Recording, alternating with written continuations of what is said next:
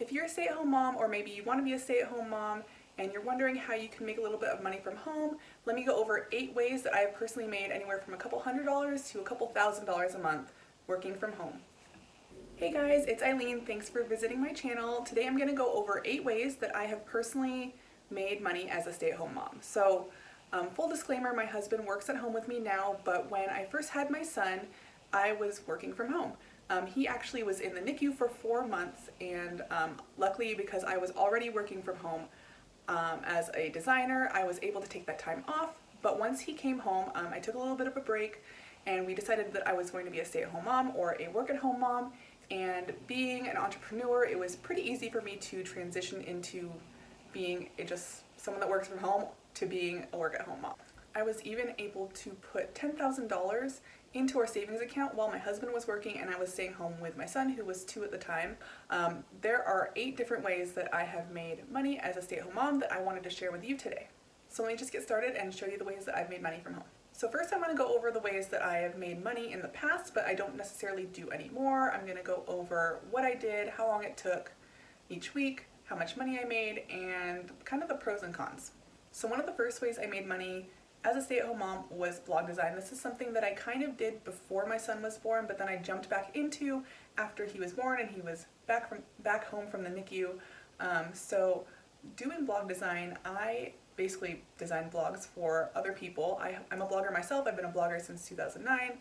I also learned how to design my own blog, so I kind of started doing it for other people. Doing blog design, I was able to earn up to $1,000 a month, and this is while I was home with my son. I made more when I was not a stay-at-home mom, when I didn't have children. While I was a stay-at-home mom, I was able to make anywhere from $0 to $1,000 a month. It just depended on if I had clients or not. Some months I had no clients, some months I had 1 or 2, so it really just depended, is that a word? And as far as how much time it took, just like the money, sometimes it was 0 because I didn't have any clients, sometimes it was up to 30-ish hours a week, and that's when I had a deadline and we were rushing to get a website together really quickly. So some of the pros of blog design are there's no inventory, there's very little overhead. You can do it from your computer at basically any time, but some of the cons are that it can be hard to meet deadlines. Like if you have kids, you know, sometimes, especially when they're babies, they really need your attention like 24/7, and it can be hard to meet those deadlines, especially if you're sleep deprived because you're breastfeeding through the night and they're just up all the time. I know you feel me. So it can be rough to meet deadlines, but also it can be hard to find clients sometimes. Once you get going, usually word of mouth will bring you clients, or you can advertise, or you can go and look for those clients yourself. But I really found meeting deadlines and finding clients to be the hardest part of blog design. Also, keep in mind that you're also working for someone else, so if they don't like what you're doing, it can be difficult, or if they have different ideas from you, that can be difficult as well. One other way I made money, which I was doing at the same time as blog design, was JAMBERRY. So I don't know if you've heard of JAMBERRY, but they're basically like nail stickers they're like nail polish stickers that you would keep on your fingers or put on your fingers, and they would make manicures go really fast, and I actually really love the product, and that's why I sold it. So I made about $1,500 over the course of 3 to 4 months doing that. You have to host online parties or in-person parties. You do have to hit up your friends, so if that's not for you, then this probably wouldn't be for you. And I spent anywhere from maybe like 5 to 10 hours a week hosting parties and contacting my hostesses and stuff like that. So it wasn't a large time commitment, but I did make about $1,500 and I was pretty happy with that. Some of the pros of that were I really did genuinely like the product. It kind of sold itself when I showed my friends the product. I thought it was fun to kind of interact with everyone and host those parties. But the cons are that once everybody that I knew kind of had made orders, I didn't feel comfortable hitting people up to host parties or to buy my product, so I kind of just stopped. So I made my $1,500 and then I just checked out. I was done. And then one more thing that I don't really do now, I do dabble in it every once in a while if I do get a client, but is virtual assisting. The rates for virtual assisting are all over the place. If you get someone from a different country, you can get it for like $5 an hour, or I personally charge up to $40 an hour because I know design, I know the back end of like technical parts of WordPress and blogs and stuff like that. So that's where I shine, is the creative technical department. So I charge about $40 an hour. So I was making anywhere around $500 a month when I had clients, or $0 a month if I have no clients, like right now. Virtual assisting is great because you can kind of do it on your own schedule and you can take on only as many clients as you need. And when you have a good client and you make your client happy, they will tell their friends, they will tell their business owner friends, and you will get more clients that way. So that's how I've always found clients, is they always come to me. So the time required, it just depends on your workload, anywhere from 0 hours to 40 hours a week. Generally, I was working maybe 5 to 15 hours a week when I was doing virtual assistant work, because I was never working with like huge companies that needed a ton of work. I was usually working with bloggers or people that have small businesses that just needed maybe like 5 hours of work every week. So the pros of virtual assisting are it utilizes skills I already have. So if you already have skills, maybe you don't have the same skills I do, but you have other skills, you can utilize the skills you already have. It's really flexible and you can get a pretty good hourly rate. Some of the cons would be that it can be hard to land clients, especially at the beginning. And then also you're really still working for somebody else, so you're going to have to meet their deadlines and their requirements. So that can be rough sometimes for some people if you have a lot of children or your children are particularly needy. So that's something to think about. Now we're going to move into the ways that I currently make money from home. So if you don't know my situation, full disclaimer, my husband is home with me. He does work from home with me. So now I'm not doing it alone. We're work at home mom and dad. So one of us is usually taking care of the kids while the other one is doing work of some sort, one of our businesses. So these aren't things that I'm doing alone at the moment, but these are all things that I have done alone as a stay-at-home mom while my husband was working full-time. So I just wanted to kind of give that disclaimer because no, I'm not doing this all from home as a stay-at-home mom right now. I'm a work-at-home mom with dad at home as well. Facebook Marketplace is great. Everybody's already on Facebook. It's generally pretty easy to sell stuff on Facebook Marketplace if it's something that people want, and you live in an area that's populated enough that there are people to buy stuff.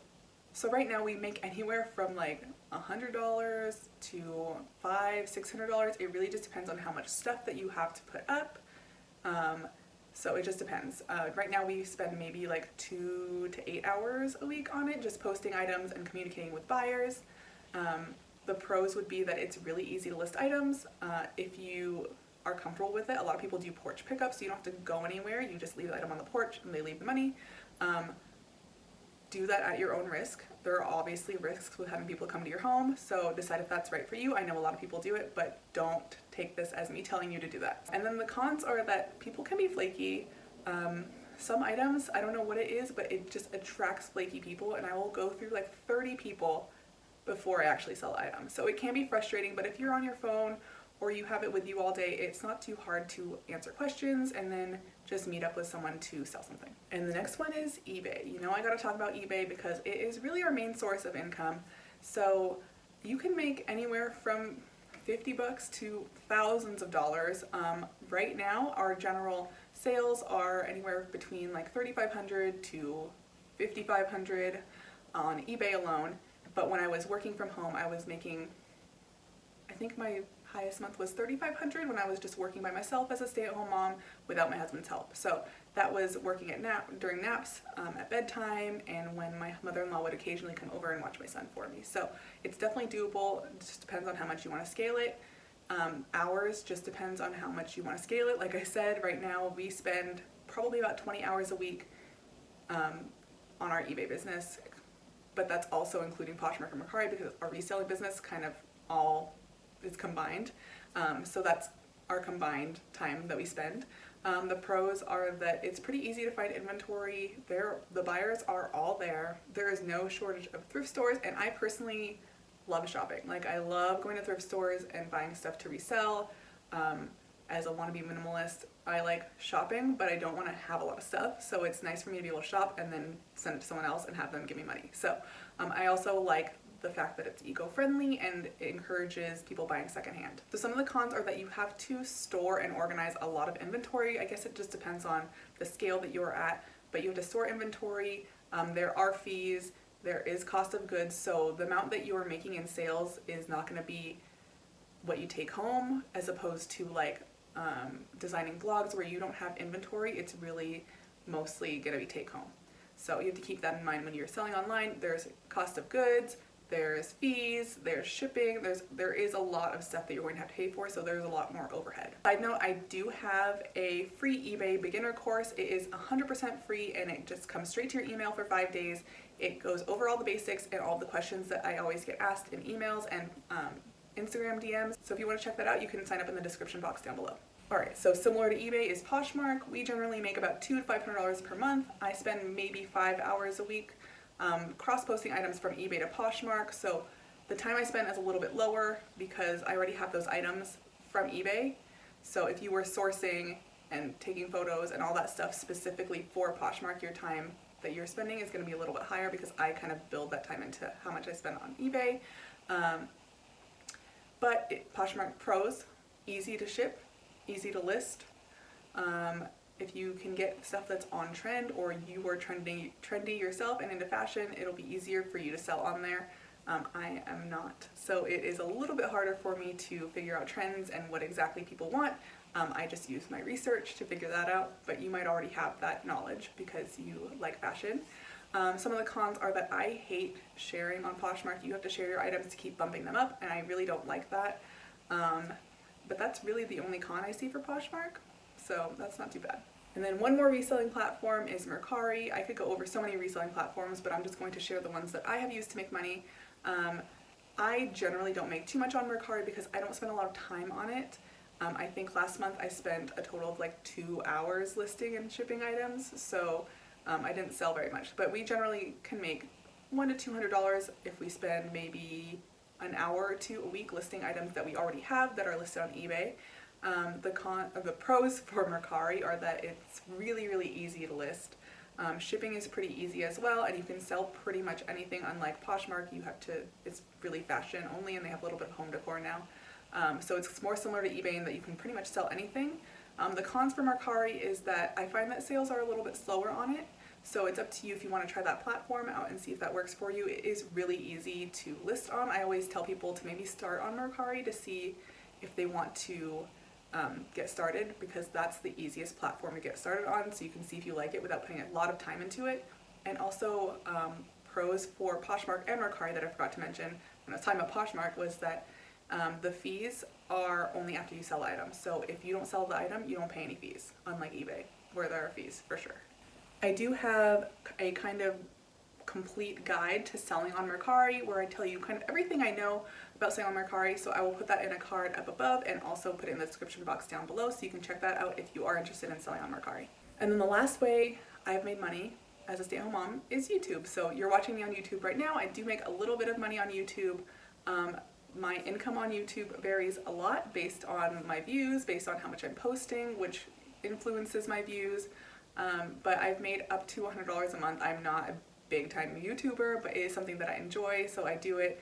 So you can really make a lot more than that if you put the time and effort into it, but I would say $100 to $200 a month wouldn't be too hard to make. And I personally spend maybe 2 to 4 hours a week if I want to have a video up every single week, so that's not too much time to invest. And then also, once you have those videos up, you can really build up your channel and you can start making more and more money even though you're only posting maybe once a week or every couple of weeks. So some of the pros are that I personally find filming videos fun. I like sharing with you via video.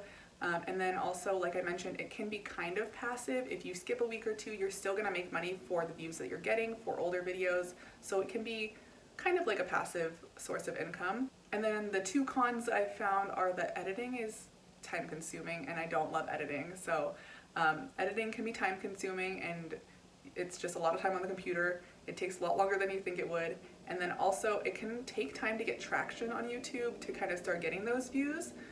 So it might take you a couple of months or even longer. It just depends on if you already have a social media following or if you have a lot of friends and family that can help you with views.